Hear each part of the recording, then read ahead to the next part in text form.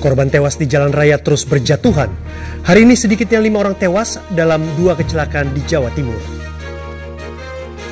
Jumlah penderita TBC di Indonesia menempati urutan ketiga terbanyak di dunia.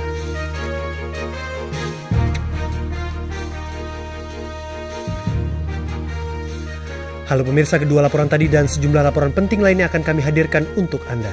Saya Putra Nababan dan inilah Seputar Indonesia.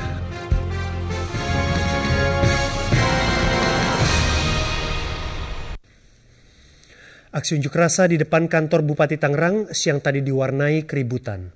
Pengunjuk rasa menuntut pemerintah segera merampungkan pembangunan Pasar Balaraja yang telah berlangsung 5 tahun dan kini terhenti. Bupati menyatakan akan segera mengganti pengembang proyek tersebut.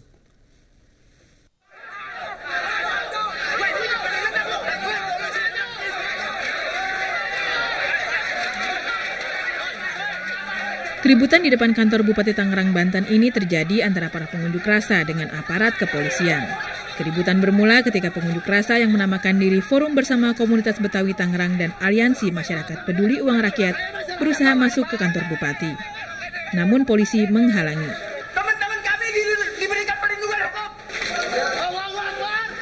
Pengunjuk rasa menuntut pemerintah segera merampungkan pembangunan Pasar Balaraja. Menurut pengunjuk rasa, pembangunan Pasar Balaraja yang dimulai 5 tahun lalu belum selesai hingga kini, bahkan terhenti. Hal ini menyebabkan para pedagang tidak mempunyai tempat berdagang yang layak. Selama ini mereka berjualan di sekitar pasar yang belum jadi. Asisten Daerah Kabupaten Tangerang, Dedi Sutardi, menyatakan akan meneliti penyebab terhentinya pembangunan Pasar Balaraja. Menurut Dedi, Bupati akan segera mengganti pengembang yang membangun pasar tersebut. Kontributor RCTI Legowo melaporkan dari Tangerang. Pemirsa, ratusan orang siang tadi mendatangi kantor KPUD Jawa Timur agar mau menerima pencalonan gubernur dari jalur independen atau non-partai. Massa yang sempat terlibat pertengkaran dengan polisi akhirnya menyegel kantor KPUD karena aspirasi mereka belum diterima. Jangan gitu, Pak. Iya, tak sampaikan seperti itu. Sampai itu jangan arogansi.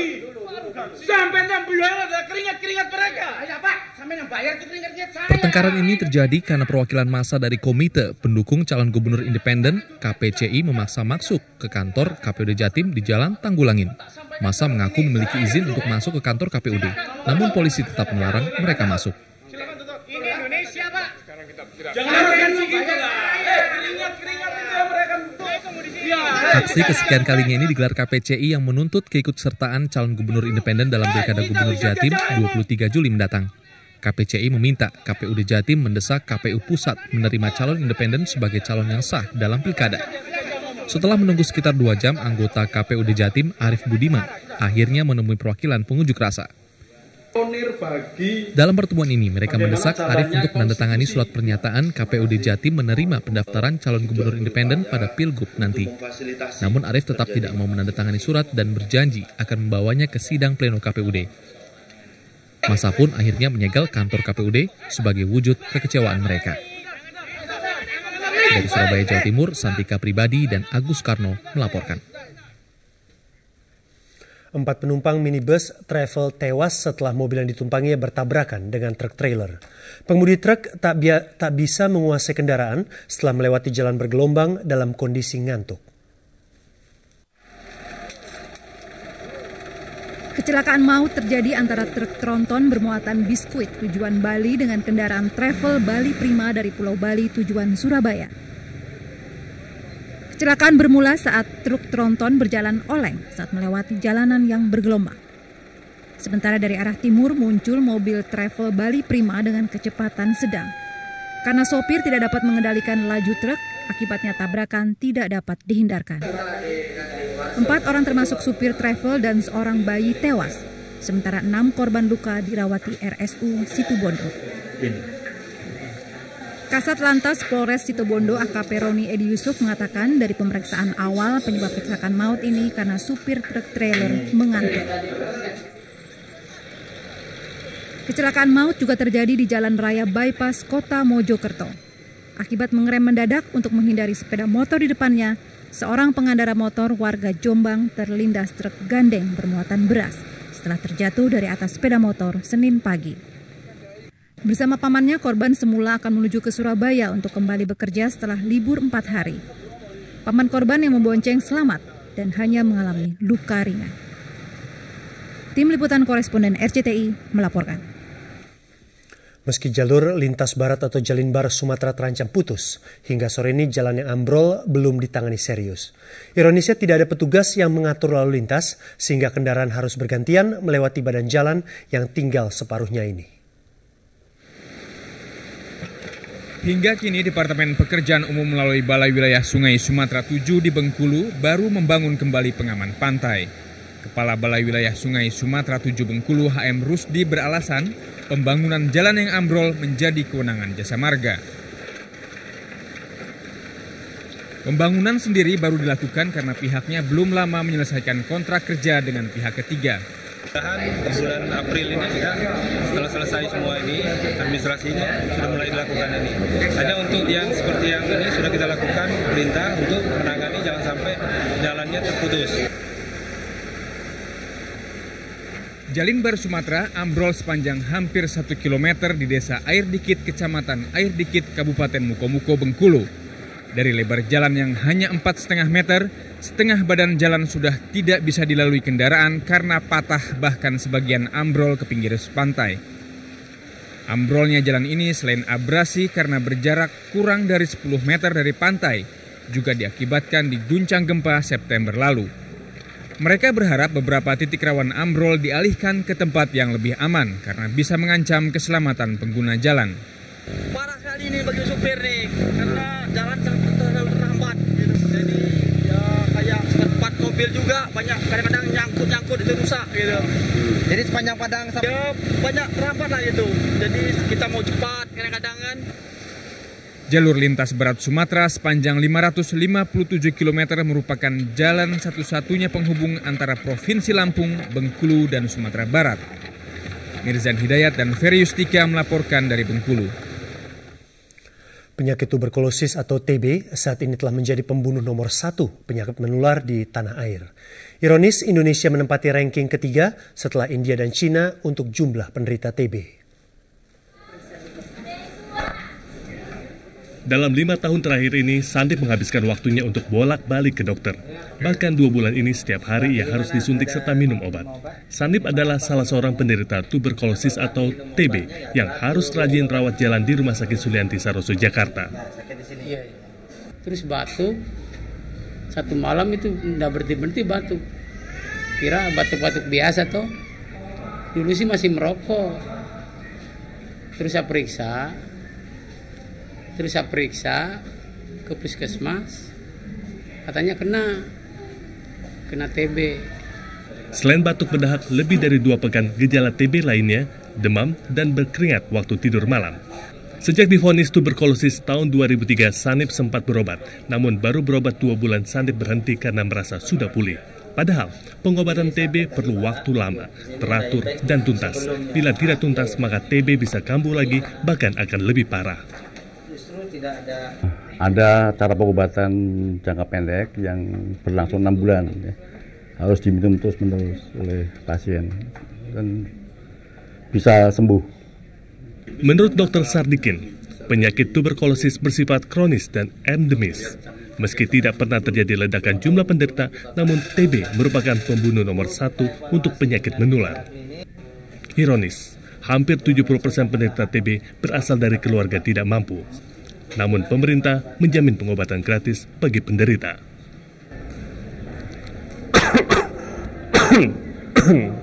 Selalu waspadai batuk yang mengarah pada gejala tuberkulosis. Namun Anda tak perlu khawatir, karena dengan pengobatan yang tepat dan teratur serta tuntas, maka tuberkulosis bisa disembuhkan. Iwan Haredi dan Adi Prastowo melaporkan. Berbagai cara dilakukan para perampok taksi yang mengincar para penumpang wanita. Tetaplah di Seputar Indonesia untuk berita selengkapnya.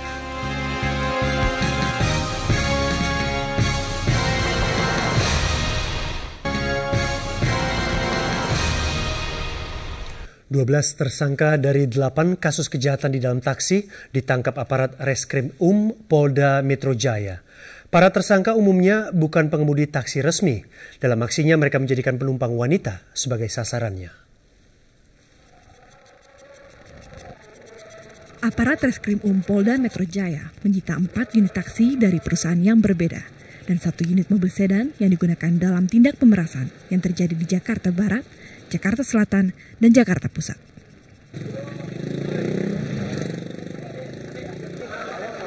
Dalam pemeriksaan, terungkap bahwa 12 tersangka terdiri dari 11 pengemudi dan seorang penadah bukanlah pengemudi taksi resmi.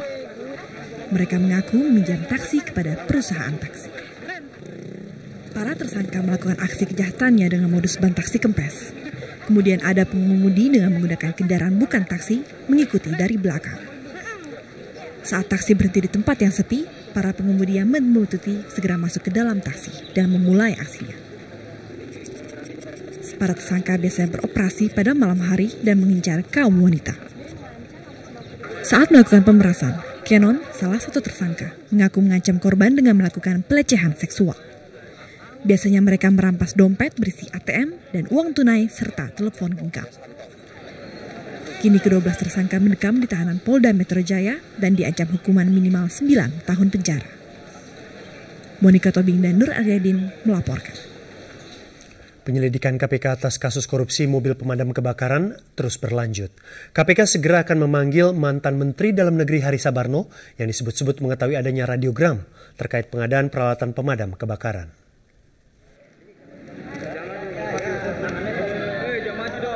Mantan Mendagri Hari Sabarno minggu ini akan diperiksa KPK sebagai saksi atas kasus korupsi pengadaan mobil pemadam kebakaran tahun 2003. Wakil KPK Chandra Hamzah mengatakan selain Hari Sabarno, KPK juga akan memanggil Dirjen Otda Untoro Mawardi. Prosesnya masih penyelidikan, jadi ada beberapa kasus damkar yang kemudian kita tindak lanjuti. Yang pertama yang sudah Makassar sudah kan ya, kemudian yang Medan sudah. Kemudian yang Riau itu dijalankan, kemudian di Kalimantan Timur. Kasus ini bermula dari terbitnya radiogram dari kantor Kementerian Dalam Negeri, di mana saat itu Hari Sabarno menjabat sebagai Mendagri. Dalam dokumen yang diterima RCTI, Dirjen Otda Untoro saat itu menandatangani radiogram yang diperuntukkan kepada gubernur, bupati, dan juga wali kota seluruh Indonesia menyangkut upaya peningkatan pelayanan umum. Dalam hal ini kebutuhan akan pengadaan sarana pemadam kebakaran yang berkapasitas tangki 4.000 liter. Surat ini ditembuskan kepada Mendagri Hari Sabarno sebagai laporan. Hari Sabarno sendiri membantah pernah menyetujui isi surat tersebut. Prakteknya korupsi terjadi dalam pengadaan alat dan mobil pemadam kebakaran ini. KPK tengah menyidik kasus serupa diantaranya di Pemko Medan, Provinsi Kaltim, dan Jawa Barat. Kasus pengadaan mobil pemadam kebakaran di Pemkot Makassar dengan terdakwa mantan Wali Kota Makassar Amiruddin Maula sudah disidangkan di Pengadilan Tipikor.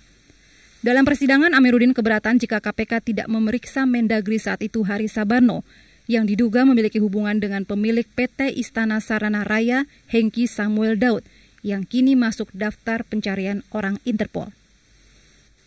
Sebelumnya mantan Gubernur Riau yang juga anggota Komisi 7 DPR Saleh Yasid minggu lalu resmi ditahan KPK. Penahanan Saleh Yasid ini adalah penahanan pertama KPK terhadap anggota DPR yang masih aktif.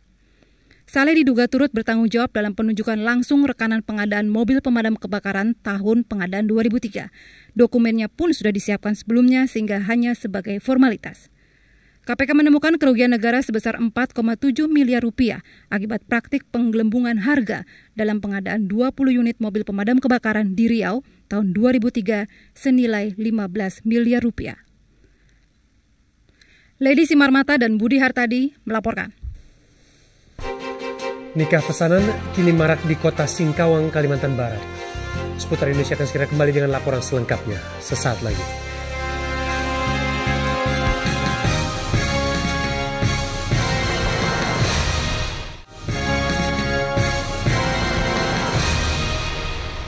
Pemirsa, DPR meminta Presiden Susilo Bambang Yudhoyono mengajukan calon baru Gubernur Bank Indonesia Selasa besok setelah 2 nama yang diajukan ditolak DPR. Presiden sendiri meminta DPR memberikan alasan penolakan, namun tampaknya DPR tidak akan memberikan alasan secara rinci.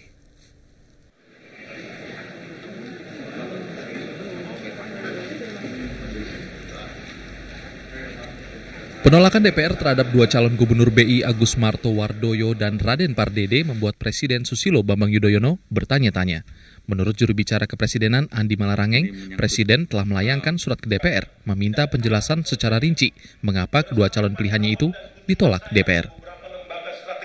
Itu diperlukan oleh Presiden untuk mencalonkan calon baru itu seperti apa ekspektasi Dewan gitu. Alasannya apa sehingga ketika Presiden mencalonkan calon yang baru tepat dengan apa yang diberikan Dewan, karena Presiden itu senantiasa taat asas. Sementara Wakil Ketua Komisi 11 DPR Endin Sofihara mengatakan penjelasan DPR atas penolakan dua calon gubernur BI hanya akan berkisar mekanisme proses pemilihan hingga pemungutan suara dengan voting, tidak pada alasan detail penolakan.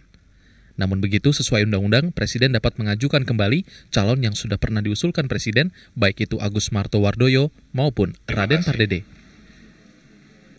Undang-undang menyebutkan calon baru, bukan nama baru. Seandainya Presiden mau mencalonkan kembali dua nama yang sudah ditolak, itu juga boleh-boleh saja. Tidak ada aturan yang sudah tidak boleh. Komisi 11 DPR berharap Presiden dapat mengajukan calon baru selambat-lambatnya 25 Maret, Selasa besok. Tim Liputan RCTI melaporkan. Kawin pesanan. Kata ini mungkin asing bagi Anda. Namun di Kota Madya Singkawang, Kalimantan Barat, praktek kawin pesanan cukup populer. Bagaimana praktik itu terjadi? Apa yang menjadi penyebabnya? Inilah hasil liputan khusus kami. Peringatan Cap Gomeh ini selalu dirayakan meriah setiap tahun di Kota Singkawang, Kalimantan Barat.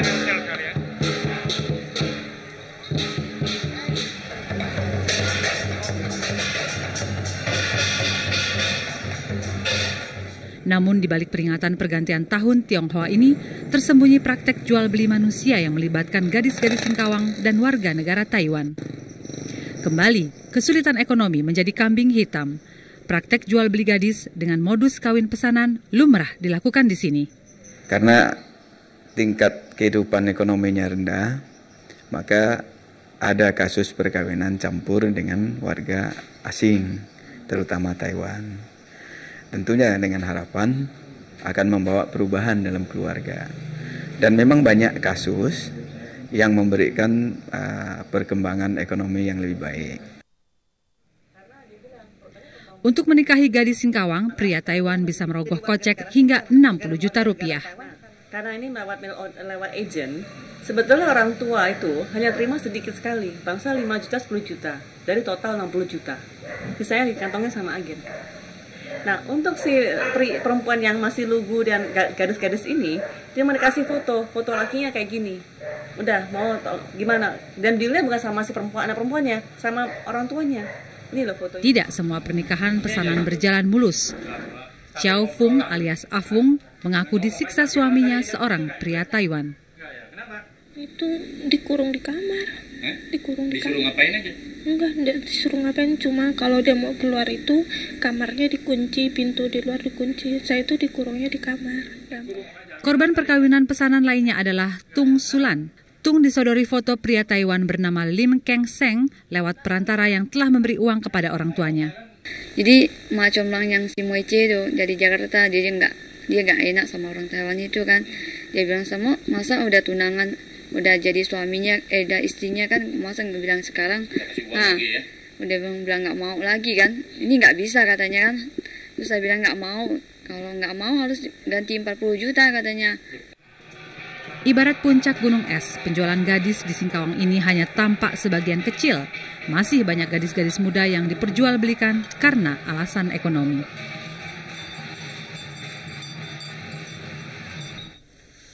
Pemirsa, grup musik Slang siang tadi unjuk kebolehan di depan kantor KPK. Lagu apa yang dinyanyikannya? Tetaplah bersama kami.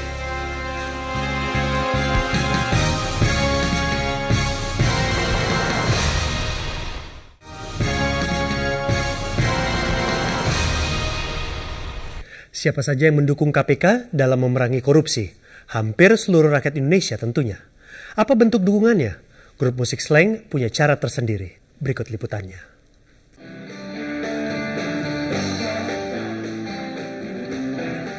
Pencinta musik Indonesia khususnya slankers mungkin tak asing lagi dengan lagu Tong Kosong. Tong Kosong adalah salah satu hit slang yang berisi kritikan terhadap orang-orang yang mengaku cerdas namun berperilaku sebaliknya. Lagu ini adalah satu dari 4 lagu yang dinyanyikan slang dalam pertunjukan singkatnya Senin siang. Uniknya, pertunjukan ini digelar bukan di panggung konser namun di pelataran gedung Komisi Pemberantasan Korupsi KPK. Dalam konferensi persnya, Slang mengatakan pertunjukan kali ini sebagai bentuk dukungan moral terhadap KPK dalam upaya pemberantasan korupsi. Menurut mereka, koruptor adalah pengkhianat bangsa. Dan kita juga terus bernyanyi dan berusaha untuk menyadarkan bahwa sebetulnya korupsi itu adalah sebuah kejahatan. Karena pengkhianatan malah. Slang juga menyumbangkan CD kompilasi 13 lagu hit slang yang pernah diproduksi yang temanya berhubungan dengan korupsi. Wakil Ketua KPK Chandra Hamzah yang juga turut menyaksikan pertunjukan itu mengatakan slang tampil di KPK tanpa dibayar sepeser pun. Kehadiran slang pada kali ini murni adalah sumbangan dari slang. Jadi KPK tidak mengeluarkan biaya. Kita mengharapkan mendapatkan barisan untuk melakukan gerakan perlawanan terhadap praktek-praktek korupsi. Meski singkat dan sederhana, pertunjukan ini menjadi hiburan tersendiri, khususnya bagi para pegawai KPK. Lady Sumarmata dan Budi Hartadi melaporkan.